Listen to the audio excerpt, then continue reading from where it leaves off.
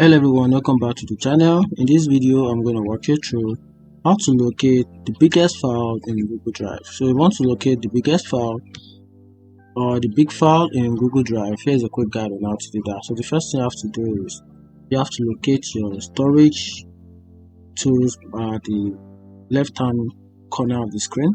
Just tap on the storage. When you tap on the storage, then you have the list of the available file that is present in or that's occupying your storage in Google Drive.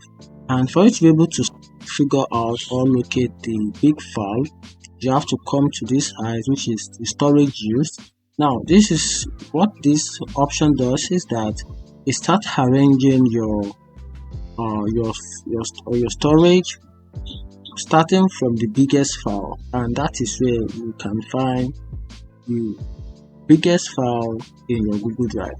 So right now this particular file here, which is the image that is in PNG, has the biggest file, followed by the other one, the same biggest file, which is 6.4 MB. That is the current biggest file in the drive.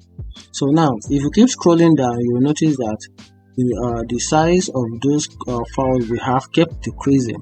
So this shows that this is arranged in descending order, starting from the biggest to the lowest and that's how it keep going down.